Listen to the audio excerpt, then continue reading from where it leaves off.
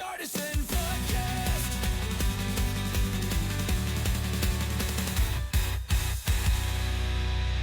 Hey folks, welcome to another episode of the Midwest Artisan. I'm your host, Andy Hinkle.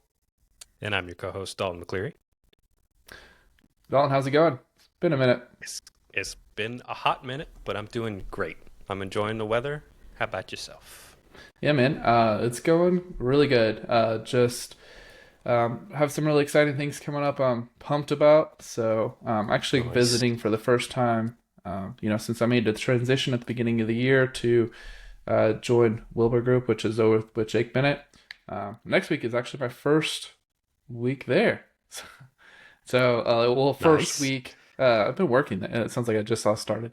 And my first week going to the office. So I'm in Southern Indiana. They are in middle of Illinois. So going to make the trek. I'm driving out there. It's about a 5-hour drive. And enjoy some podcasts. So on the way there, some tunes and just going to tear it up in Illinois for a few days. So that'll be really good. Love that.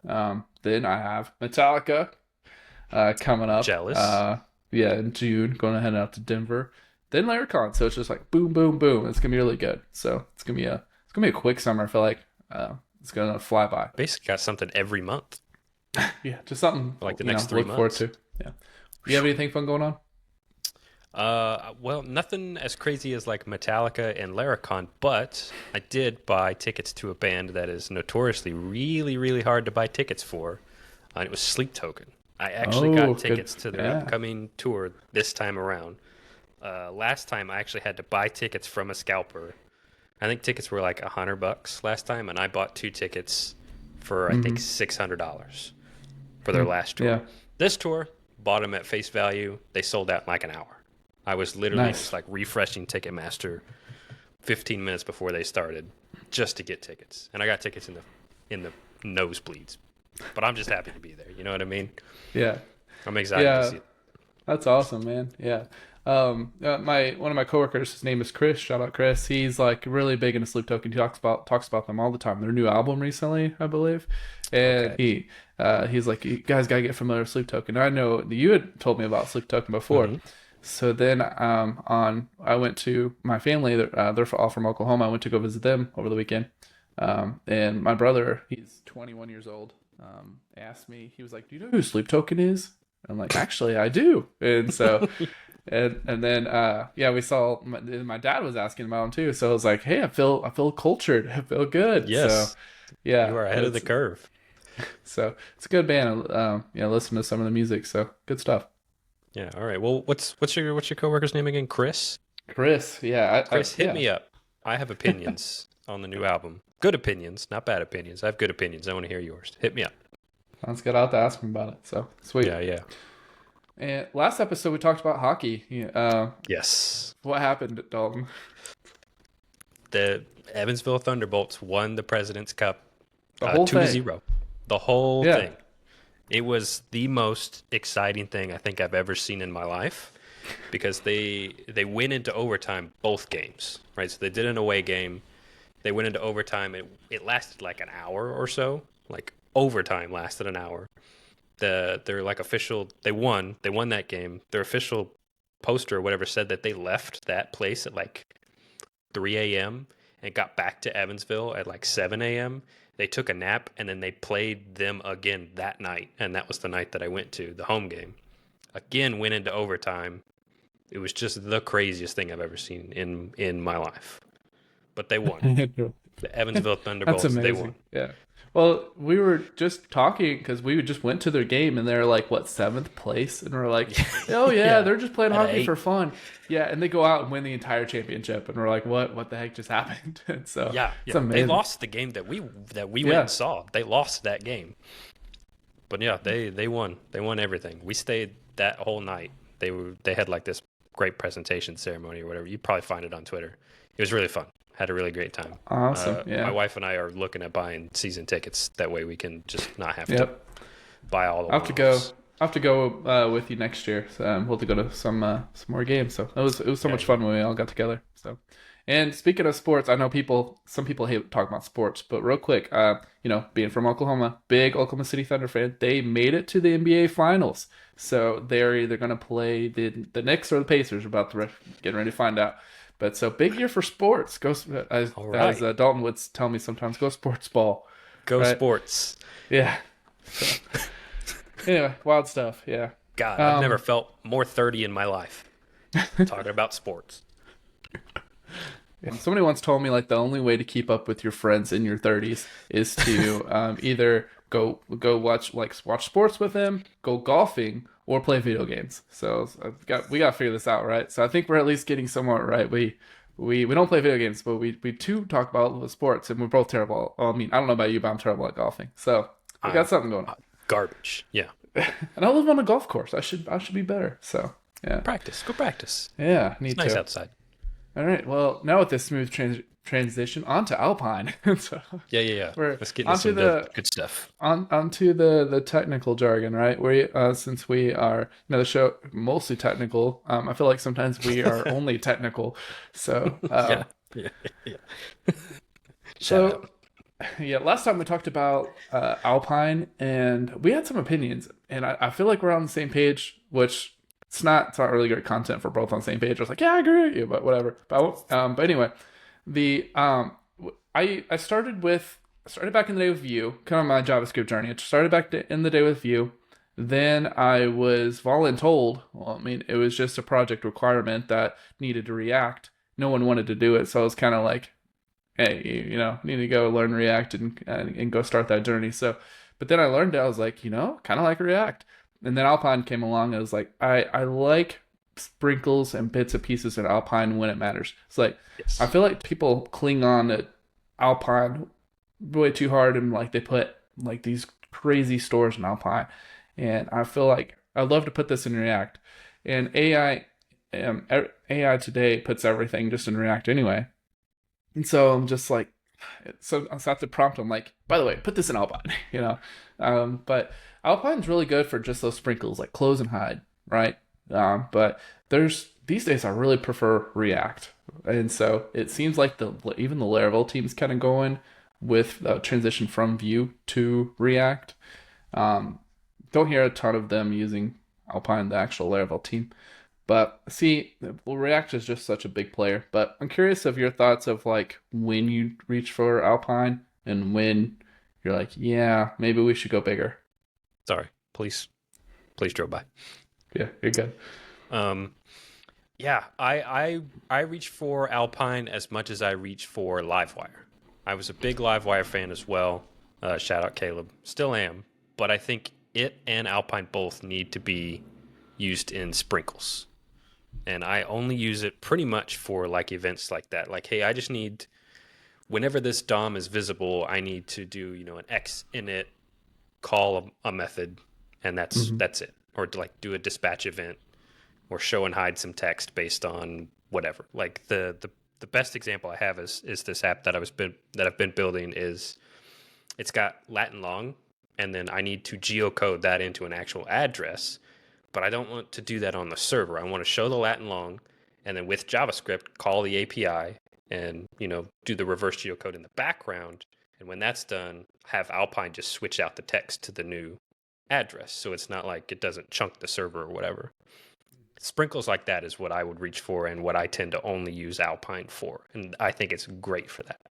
Yeah. Yeah, I mean, it just gets really messy. I've seen some of these blade components of you'll see you'll see like the div and the open bracket Alpine. It's just this giant blob of Hmm. JavaScript inside there. And it's like so I'll refactor it and put it into the Alpine store. But even that I'm like could have been React, Could have And been. Should have these been. are things that are not using Livewire, to be clear. Yeah, to be using Right. Livewire, you can use that entangle stuff to just be able to, for the front end talk to back end, etc.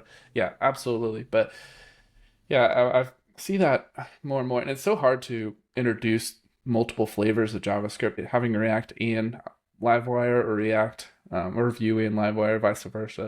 If you have Vue and React, I'll be something's weird going on there. We But don't want to talk to you. yeah. We don't want to talk to you.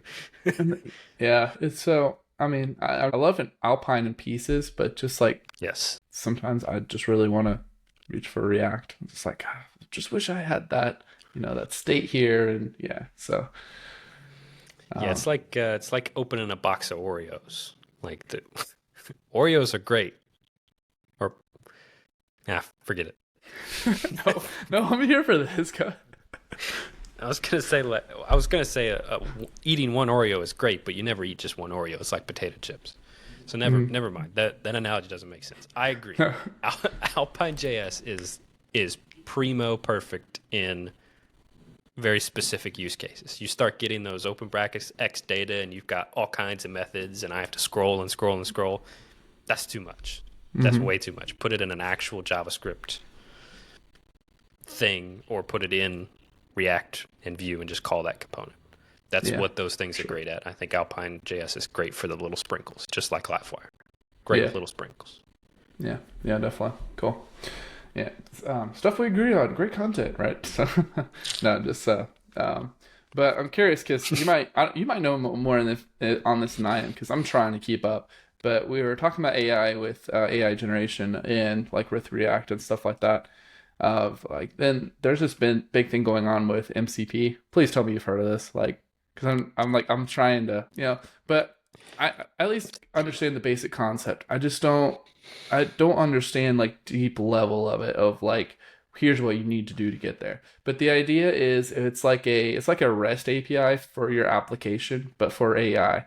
And so Taylor's even talked about having in your routes folder about one that's like, web.php, API.php. He's talking about having one AI.php.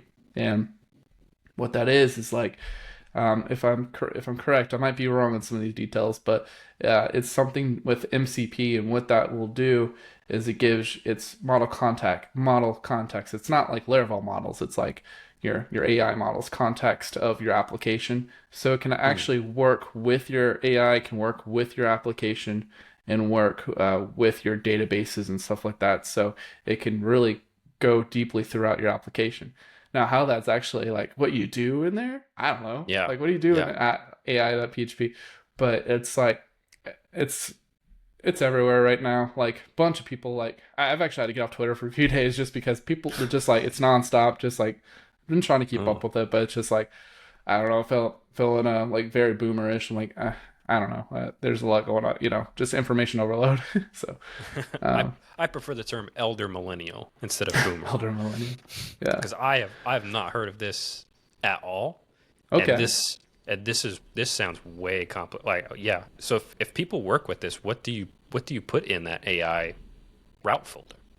Like, how does this work? Are you just building your own agent? Is that what it is? Or like your own knowledge base? It's helpful for, it's like an AI for or it's kind of like an interface to tell agents, here's the sitemap, if you will, your for data. Okay. It's in order to tell an agent, here's the sitemap to my application, is my understanding of that. And so that allows, I think that allows for two parts. One, to make improvements on your application. I would guess I talked to this on the show a while back, but my idea of being a good AI is like something like this lives, like, an AI will live on your application, and then it will, it'll be paired up with your database and understand production data somewhat. It gets a little scary, right? Because you don't want it reading your production data. But I want it to be able to tell me like, hey, Andy, you might need an index on this table. I would love that. Like, so I like that. stuff like that would be useful. And so I'm curious what it actually will do. It's very early. Fireship has a great video. It's Fireship.io on YouTube. Has a great video on this MCP.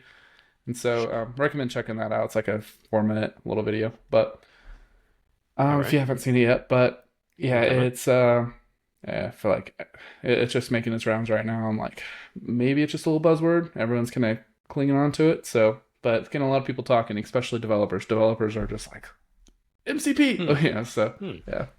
Okay, I mean, I guess I could see the use case for it, but it sounds like Junie, like these sort of AI agents that are in your IDEs trying to help you build stuff. But it sounds like you're the one building the AI to help your application after the fact, or while you're building it. Do you know what I I mean? think it's after the fact, right? So like stuff So like Junie is helping you build it, and then you install this AI on like the live site, and it helps like identify like this page is slow. You probably should put an index on sure, whatever somewhat, table is right? something like that. I think it's like to like if you wanted to query your application, like if you have like a booking application, right? Some AI plugged in there and say, hey, how many bookings in California have I had in the past week? And it just boop boop boop instead Uh-huh. of typing in SQL. I think it might be something like that, but That it's would be just like pretty you cool. give it an interface and then you would plug it in somewhere like ChatGPT or plug in somewhere over there, and it Okay. just gives you that information instead of having like, here's my data, here's like, can you Yeah. tell me, so. I mean, all right. I could see that. I mean, one of the things I hate the most about building dashboards and user reporting is the reports. Those reports, those queries are nasty. They suck. That's the thing I hate the most about building dashboards is those reports. So if I could just put this MCP and just say, hey, generate me a report for the last 30 days of bookings, and it does that, and I don't have to build that. All right, I can That'd get be pretty behind that. sweet. Yeah, I I can get think that's behind why. that. That's probably why developers like it so much. So I think it just I mean, eliminates a lot of work like that, like craft work. Yeah. hmm. Okay. Well, then, at that point, why wouldn't you just use something like Junie to to just build the report in the first place? And then Yeah. now it I looks mean, like you yeah. built the report, even though It's 'cause technically Junie did it. I guess it's the having it being dynamic or something. Yeah. But Hmm. because Well, here's AI is just it can be whatever you want in prompt. well It's here's my interesting though. only thing thinking about this MCP now is that if it's available to users, users suck, right? So who like if I see an MCP like reporting tool on a website, I'm gonna try to break it. I'm Mm-hmm. gonna I'm gonna try to oh Bobby drop tables like let me see what this thing can do, right? How secure is this thing? And I feel like some of the users are not going to be very nice with this thing, and that's So what would scare yeah. me Well, about we're that. developers, but yeah, I think people would tend to do that too. I went to it was a car dealership website when I was buying my truck back in late last year, and they have like an AI little chatbot in the corner, and it was like it was like I'm Chevy AI or whatever, and so I typed in I was like I'll take 10,000 Chevy Silverados. Where can I find those? And it was like 10,000 Chevy Silverados. What is your location? I typed in and it says, no results found. And so I was just trying to like break. Yeah, some of those things you can really mess around with. So, and just tell you what, go to, there was one of the Taco Bell now. I was seeing it. It's like, I want, 40,000 tacos. 40,000 tacos. That'll. So, That'll be yeah. $40,000. Yeah. Yeah, I Yeah. mean, people will break that, right? Like one of the things that I've seen people do is like they'll query for promo codes. If your AI is reading your database, hey, Hmm. give me all your active promo codes. Let me use one of those promo codes on my next order, even though it's technically not for me and you didn't tell me about it. People will do weird stuff like that. So, Yeah. yeah, Okay. So, like anything with AI, it's always that double-edged sword, and I just don't trust users enough to like hmm do a dynamic reporting. Maybe that's not what the use case is, but that's the one could that be, came to my brain. If yeah. it's after the fact, Slightly off topic, but I think people that are scared of AI just won't be able to keep up. Just like I understand it's acceptable to be nervous, but to be hmm scared in a way of like, oh, I don't want to use that. It's coming. Like it's going to happen. yep, It's like it's not going away. And so people that are like, I read this blog article yesterday, like just code, just stop using AI stuff and just code using your natural abilities. I'm like, that's just not how 2025 is anymore. It's just like if I'm writing, a uh, just like a thing that I know exactly what I need to do. I'm just going to try to type it into a prompt to get close as I can get, and then hmm and get me to where I need to go. I know, the basic concept. I don't need to sit here and type out like all these divs and all these nonsense, and it helps out tremendously. So, but just to be like, now turn everything off. It's just not going to be valuable nah, with your time these days. nah. Me, Yeah, good. It's going to take you a lot I've longer. I've found myself like The number one page that I hit on the Laravel docs is always that collections page. I want to know what the methods on collections are because I always forget what they are. Lately, I have not opened that page hardly at all. I'll just open up Copilot chat and say, hey, what's the Laravel collection method that does this? And it will just tell me. Mm-hmm. Just saves me so much time of going to the website, and I got to make sure I'm on the correct Laravel version that's on my project, and I got to go to available methods. Then I've got to go, oh, maybe it's reverse. Let me click on that and read the description. Now it's not reverse, et cetera, et cetera. It's happening. It's like those IoT devices. Like everybody's got an Alexa or a Siri now. Those things are connected to the internet. Are you gonna unplug those?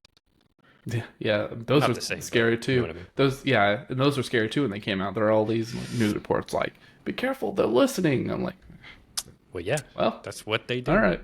So that's what AI is doing. They're not listening. They're reading. They're listening. Reading everything Yeah. on the internet.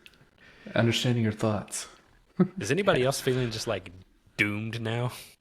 I do feel a little doom as I feel like I was thinking while just going around my neighborhood and just doing some yard work and stuff. I was thinking about like as developers, we are in a time in our period of life where there's not going to be development like this again, like in a sense that there will always be developers, but I can see like 50 years from now they will be really, really specialized prompt engineers more than writing code. They might rarely write code, and that might be scary for us to think about, but for the future generation, that's might be the norm for them. So it's kind of a scary thought, but it might just be one day the reality of it. Ooh, you pulled back Deep the thoughts, curtain just a little too Yeah. much there. Yeah. All right. I want to ask you about Junie because I heard that's for PHP Storm. Nuno, I've been watching some of Nuno Maduro's streams lately, and he's all about it. And it's so I'll even know what it is. So if you want to give it a little rundown. A little rundown. Like how else do you explain? It's like Copilot, but Is it like Cursor? I assume. So the use case that I've used it for in the last couple weeks was, hey, just like analyze my project, tell me if there's anything I'm overlooking. Is there optimization stuff that I could be doing to fix this? And it spit out this nice little like task markdown file of all of these things that it said I should do. Like one of the things was it analyzed that I have routes in my web route file, right, with my normal like interactable routes. It said I'm only using those in an API context, so they're only getting called asynchronously via JavaScript. They're like, you should put these in the API routes file and put them behind the API stuff. I was like, that is a great point. I didn't know that, so let me just do that real quick.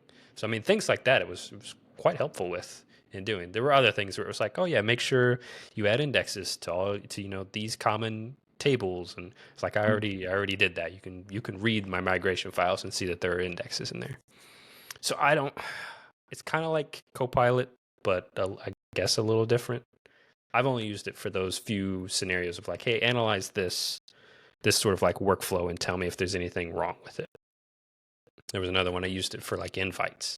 Like I want somebody to send an invite and be able to accept it either in the UI or via the email that's sent to them. And I was like, how can I make this as dry as possible? Because I don't want to write two different accept and decline paths. So now I've got 4 different paths I've got to maintain. Right? How do I make this dry? I did that. And it was like, just send the link to the UI. I was like, yeah, okay, good point. I guess I was overcomplicating it.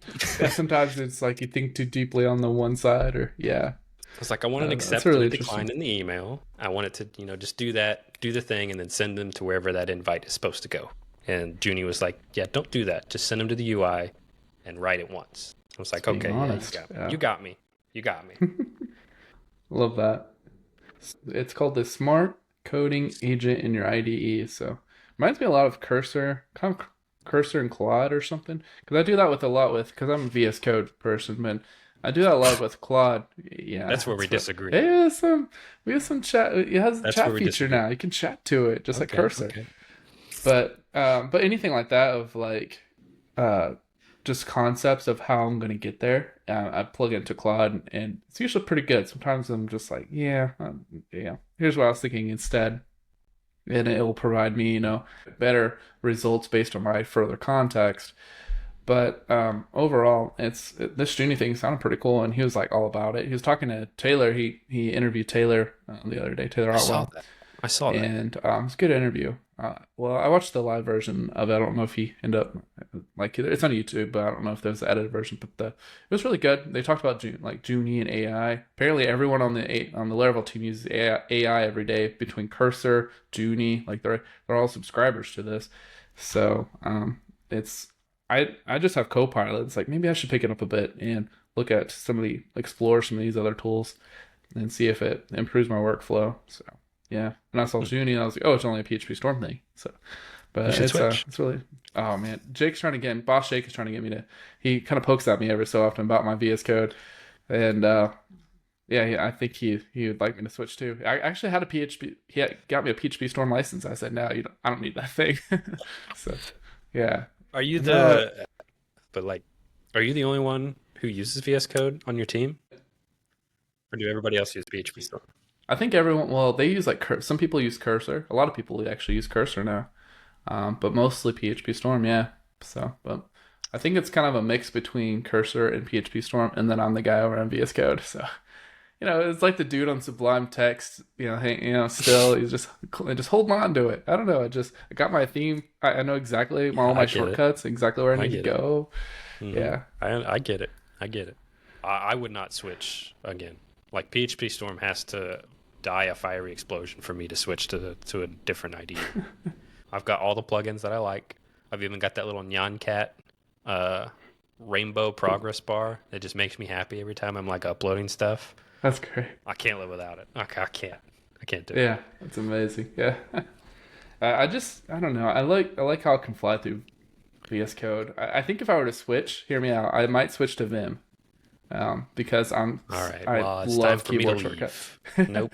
I love keyboard shortcuts. It's just like I fly through it. It just makes it so easy. You've been watching too much Primogen. Jess Archer, I'm only like 2 or 3 episodes in. She has a course on Laracast on Vim and about how she does her Vim setup. And it's phenomenal. It's really good. And it's slightly outdated. I think it was back in 2000, 2001 maybe, or 2020 or 2021. Back in 2000, back when Vim was invented. No, it's like 5 years old. Yeah, so okay. I think I might be wrong on that, but there's like little parts of it I can tell are slightly outdated, but it's really good. Yeah, so highly recommend check it out. Laracast, Jess Archer. All right. Well, I guess if Jess is using it, I might as well have to try. it's quite the switch though. So. Just like the idea of not being able to use your mouse. Some people they shudder about it, but I'm just like, be kind of cool, how just like everything's in your terminal. So yeah. I've been trying to lose the mouse thing because I am like that 100%. I think I told you last time I installed that plugin in PHP Storm that like promotes me to do stuff. So if I'm clicking around doing stuff, it's like, oh yeah, this is a shortcut. Just do this next time. Mm-hmm. Like I'm fine with that, but I don't know. Vim scares me. I've been a Nano boy forever since college.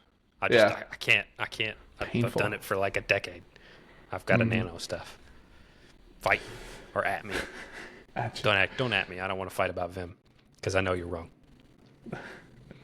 Hey, last show we talked about HTTP testing and you mentioned you found something, right? So to do a quick follow-up, we talked about how it would be really cool when you're writing your test because you have to write the whole thing out. It'd be really cool just to kind of either record that or like have something to save the result of that, like a fixture for your HTTP client result.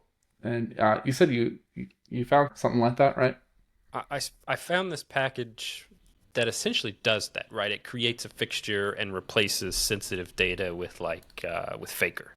Right, just like it says, this name is a string. Let me change that to like fake company or something like that. I was like, this is kind of what we were talking about, and having a package that essentially reads a real API response and then just changes it into fake data that you can use for your tests. Because that's one of the hard things about faking a big HTTP response. Now you literally have to write all that. Or you just use Junie and AI and just say, hey, do this for me. I haven't used this, so say what I say with a grain of salt. This is really interesting. So the name of the package is called Gromatics. That's the name of the guy who wrote it, and HTTP fixtures. So, Yep. Gromatics, something like that.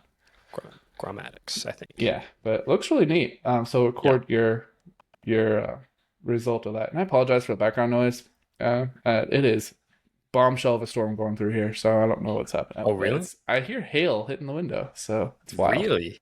Yeah. Okay. I It's mean, like it's little- bright It's here. like little pea-sized hail. Yeah. Oh.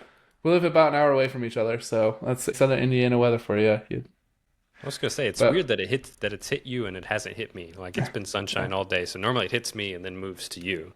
Well, this is like our third storm today. It's weird. Yeah. Huh. So yeah, this is really fascinating. I'll have to check this Yeah. out, see how well it works. Yeah, I thought it was really interesting. If I'm testing an API, I'll typically DD out a response, copy that, put it in my test, comment that out, and then Copilot is usually pretty great at like, oh, you're wanting to mock this, so they'll write out a whole response for me, and I can just change what I want to a fake, or I could just tell it to say, hey, change all this stuff to fakers, and it does that for me. So I don't know how great the package is, but I saw that we were talking about making a package that does this, and this is the one that I had found that Always does a it. package out there. Yeah. There's always a That's really package. cool. It looked nice. It looked really nice. So shout out. The only Cornwall. thing, yeah, it looks really cool. The only thing I wish it would do is you punch in an Artisan command, and it just listens.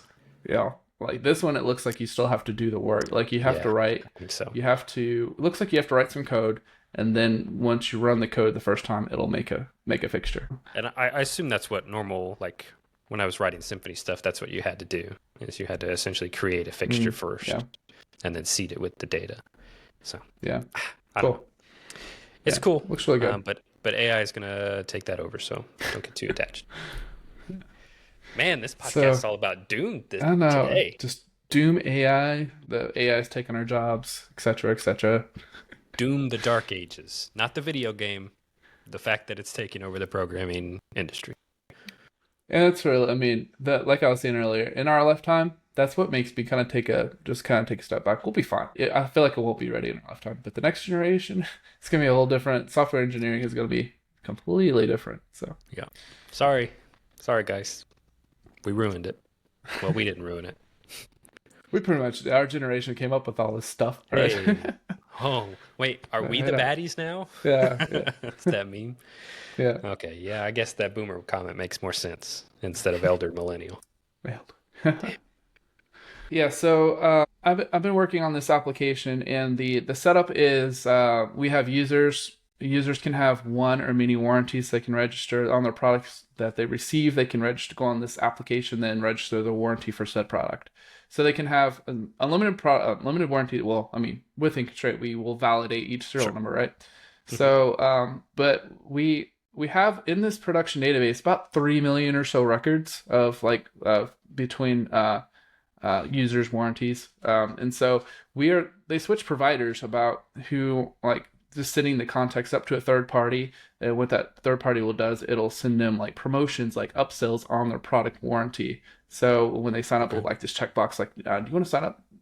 Notifications from us, whatever. So they check it, and then it goes to them.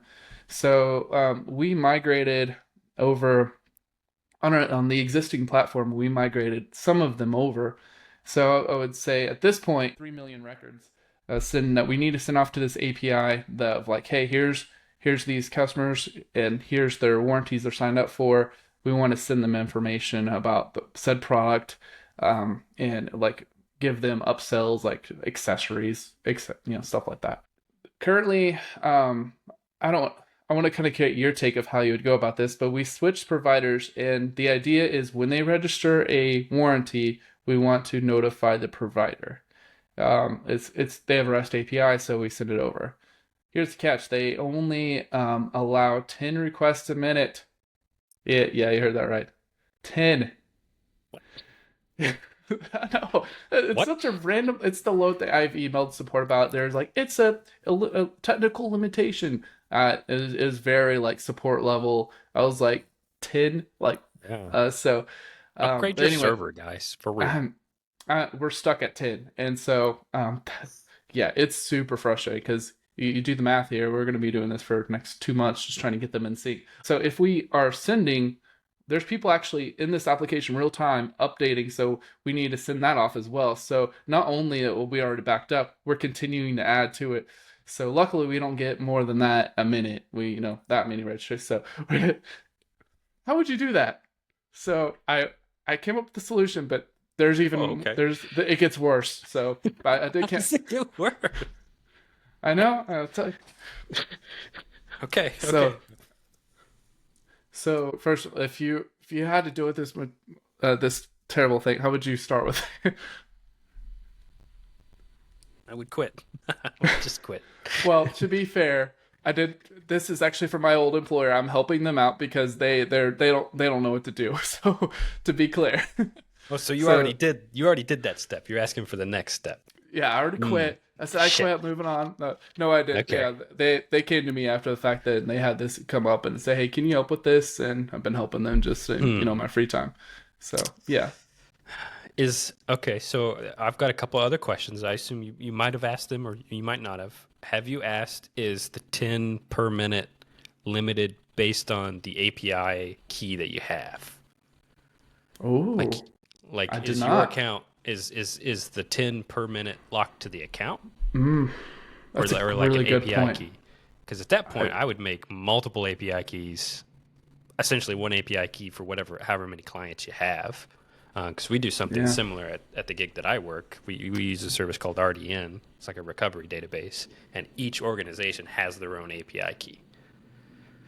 Ooh, that I have not gone through that. That's a really good idea. I'll have to check that out. I think fortunately, I would presume, like, thinking about it would be by account, but you might be right. It might be per API key. So I'll have to check that out.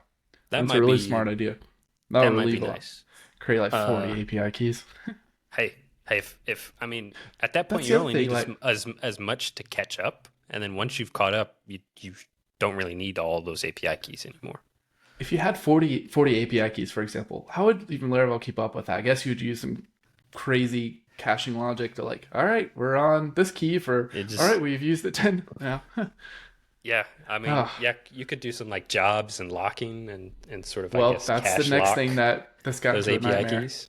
Yeah. Oh, is that where it gets worse? Yeah, it gets worse. Oh, no. So, yeah. All right. I ended up talking to a Laravel guy, and he was actually, I can't remember his name, so I apologize, but he had mentioned, like, he would do the job batching thing. I'm like, oh, genius idea. And not just do, like, basically what that would be is it's a batch job, but inside each job, you would set the start time to be within the constraints of the API limits. And so, and also be Oh, kind of be loose about it because you still want to Okay. allow some you want to allow some of the real-time API. And so but the way that it's done is you set a specific queue name and you would count how many are on that queue, and then you would add 10 second or a minute to it or something. If it's already at like 600, you would add like, hey, scheduled to send, but add it after so much time. So it's like, this is genius. I love the Interesting. code. It was easy to Yeah. test. I got it. It was all great. Go to push it to production. It's on AWS, and so which is on Oh, Laravel Vapor. So if you know where I'm going here, now I do. okay, hot take: Laravel Vapor on queues. It's could be improved. It's hard. I understand that they're in the constraints of AWS. They're in they can't really escape that. But the problem is you cannot schedule a job for 15 any further than 15 minutes later from now. Like, and I may have mentioned this a little bit about this on the show before about some issues with queues on Vapor, but you can't schedule any from anything further than now. And there's a lot of there's some other thing too that was kind of tricky to it. But anyway, you can't. Oh, it was the size, like the queue size itself, right. like the serialization. You can't have massive objects going to be serialized, and so even if you significantly like improve the space, there's some like little gotchas in there you have to be careful about. But anyway, the main thing is that I need to schedule this job to run tomorrow. That's a pretty basic thing in Laravel. Like, Yeah. you would run your scheduler, right? to do it. And so yeah, you would just you could run it that way too, set your schedule to do it tomorrow. But I'm talking like you an observer, like you have all these jobs stacking up and said, oh, I got a lot I'm about to send off to this platform. Instead of sending it right now, I want to send it to the next hour or something. Give it a little bit of time for grace period for the API token, whatever. So you can't do that. So I ended up doing this super hacky thing. It broke my heart in some ways because I was super excited about this code. It felt good. Everything was about it. Now I'm doing this super hacky thing in this artisan command. Like I have a cache key. I have a cache key in this artisan command, and basically I chunk so many per minute, and so I'll like do 5 a minute, and it'll chunk, and then it'll save the key of where it's currently in position, and it's in a scheduler to run every minute. And it's like, oh, just painful. But that's how I end up doing it. And it's probably going to be running for 3 months. And then the other thing at Vapor, it's like impossible to like, you can't go in an Artisan console and go look up a cache key. I have to go into AWS, go look up whatever the cache thing is over in AWS. And I got to think about this more because it was just like I had a holiday weekends, which I didn't touch a computer for all weekend, so I had a long time to just kind of stew on it. I was like, I want to do this differently, whatever. And I kind of wonder if I switched it to the database driver, if it would have been any different. Like even though I don't get the goodness of AWS, I wonder if I switched it to temporarily to the database driver to use queues. It's like just for that, like I wonder just if they that would channel maybe. I don't even know if that works. Yeah, I don't even know if that's possible with AWS, but anyway, that was my fun with that. So it's probably gonna run for another 3 months, and I check on the cache key occasionally. But 10 a minute, man, it's rough. So, but yeah, just don't do it. Just comment out the code, say you can't do it. It's impossible. You're kind of screwed from both angles here. AWS is not very happy with you, and this service doesn't sound like it's very happy with you. Mm-hmm. Does it matter how many? Well, you said that there might be a size constraint on the queue. Does it, like, if you spin up, I don't know, 3 extra queue channels, right? And then you just say you have an API key for each of those queue channels. And this queue gets to run for 10 minutes, this queue runs for 10 minutes, and this queue runs for 10 minutes. Once that's done, get the next batch. Mm-hmm. Theoretically, you could do that. I'm going to look into that now. You got me really thinking. Can you do that like 10 times? Mm-hmm. Right? Because if you're going to be running a million records, you're probably going to want like 10 different like queues or 10 different API keys at least. Probably in that case, I would still run it. I would probably just increase the amount and just do like 10 pair key per minute, So, or I'll do 100 pair key. Like, so if I have 10 keys, I would just do like 100, or probably do less than that because you also have the ones that are live going into it. So right. It's a mess. So does this service, does it have an API endpoint to get a new API key? I've seen some services do that. Oh, I have to look into that one. Because what you could do is you do 10. You say, hey, give me an API key, do 10, release the key, again. And then, just do that in batches. Totally not getting around the constraints, right? About why you would even want...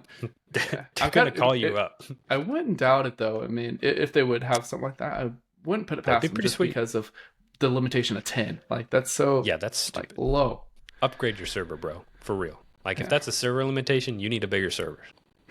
Yeah, it's tricky. So hopefully I'll check on it in a couple of months. Well, I mean, I check on it just every week or so. It's just like, oh, it's only at, I forgot what I was looking at. I think it was just barely over like 30,000 or something. It wasn't that much, but it was just the other day. So it's like, this is going to take months, but it's all right. We'll get there. Yeah. All right. So by the end of the year, we want a status update of where you're at percentage-wise.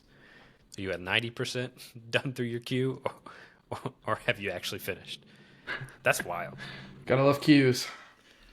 They're great, except for when both ends just try to screw you over. Queues are great, though. Yeah, fight me on that. Symphony devs. So, have you seen NativePHP? Yeah, I have. That was I've seen it. I've seen it. Listen, it looks great. Like, from an outside standpoint, the fact that I could build... It's impressive, right? Yeah, it's awesome. Like, kudos. That's great.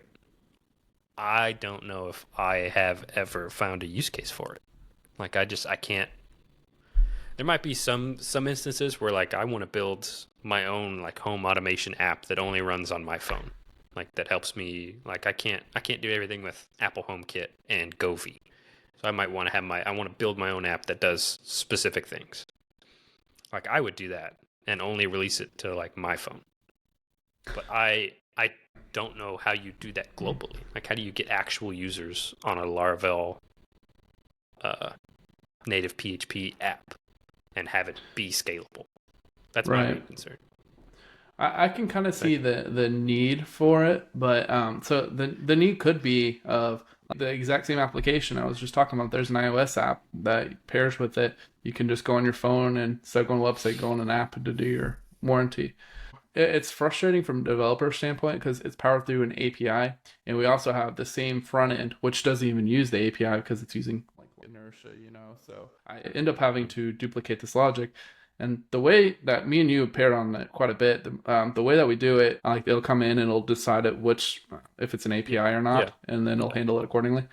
So it's really hacky kind of, parts, but it was like an API after the fact kind of deal. Mm-hmm. Even then it's like, I just know from Apple, they're really picky about what they want. They don't want your website in their store. I feel like a lot of Laravel developers, that's where they're getting it wrong, because they're like, oh, we can just make our application onto the thing. And you just got to be really careful with that because Apple is like, I've dealt with Apple like shooting something back for being super nitpicky about something. In my case, it was like they just don't like Google. They don't want references about like Android or something like that. They're really specific about how they want their stuff, and they make it very clear in their rules. I go read them after I dealt with that they don't want your website on there.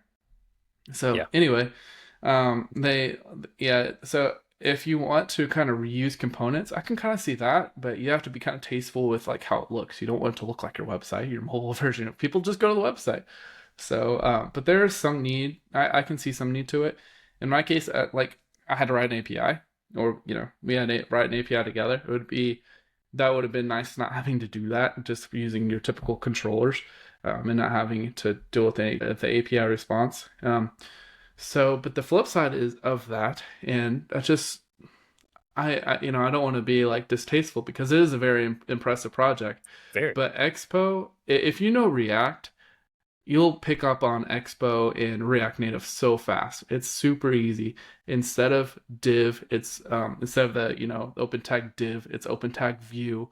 Everything in there's a flex box. It's super easy. Like once you get that down and some basic rules, you'll fly through creating that. And honestly, just use AI. I mean, that's the other thing too. Is like I didn't use AI for this back when, but if I did it again, I would probably lean on it a bit more. Well, yeah.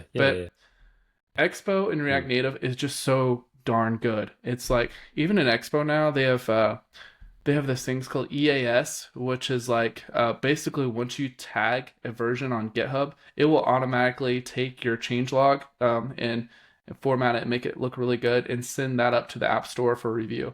Right now, it's like it's a manual process for me. I have to like build the entire application, export it, upload it like to Android. And for Apple, they have their own Xcode interface, which is atrocious, by the way. And so instead of doing the Xcode interface, you just tag a release on GitHub and they take the wheel. And it's like you don't have to even think about it. So, but that's all that. So Expo has I forget who owns Expo, but that's their, that's how they make money, is using this EAS stuff. I think it's actually just explicitly Expo's. Who owns Expo? Expo is owned by Expo. I think it's their own, Expo. They're their own company. So that's cool. But their Expo App Services, that EAS, it's really cool. Like that just sounds like it'll be so relieving because each release takes me a good 30 minutes after I write up a changelog. That's the other thing. Apple, if you don't write a good changelog, or if you just leave it basic, they'll you need to like provide some notes. I've never been rejected of that, but I was reading like some people got, so I'm like really careful about this. I try to not find reasons to get rejected because you have to go through the whole process again and sometimes it takes a good 2 days for them to review and approve your app. So instead of just going live with your update, you have to wait 2 days. So, oh man.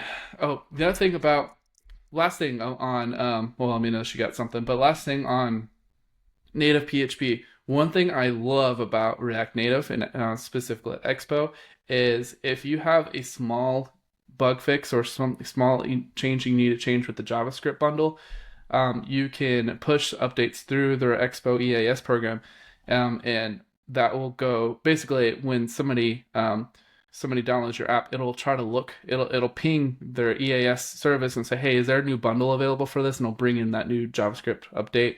So that way you don't have to go through the whole App Store process if you're making a minor change, like maybe a typo or like a little thing. Obviously, if you're including new features, Apple will get really fussy, with that.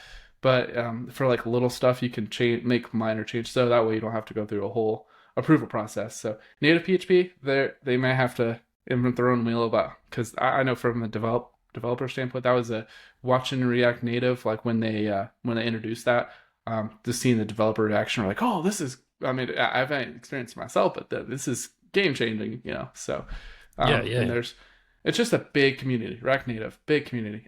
Gas Buddy on there, I mean, there's just like, that's just the first application, because Infinite Red, React Native Radio is their podcast. Great show if you're getting into mobile development. Yeah, great. Yeah, good. Infinite Red.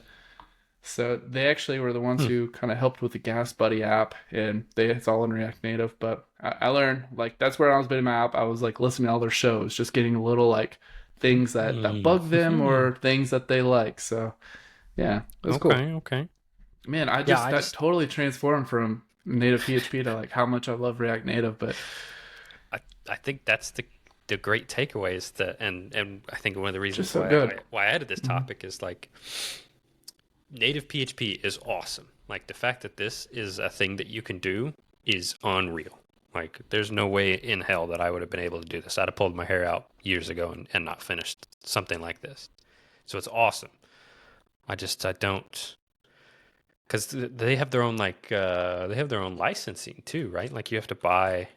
Oh, for the development of it, yeah. Yeah, you have to buy a license to like have them release production apps. And like, it's cool if you only want to be a Laravel developer and make mobile apps or desktop apps, because they do both.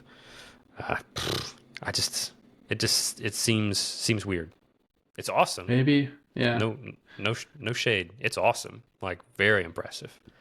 I just don't know why you wouldn't do everything that everybody else does. It's like, let me build a mobile app in Svelte instead of React because I like Svelte more. Like, I get it. No, more power to you. Like, if you could do that, awesome.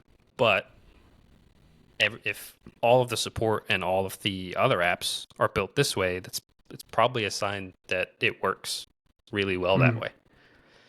But I don't know. And I haven't built a mobile app with native PHP. I've messed around with their desktop stuff a year or so ago, and it was cool, right? It's awesome.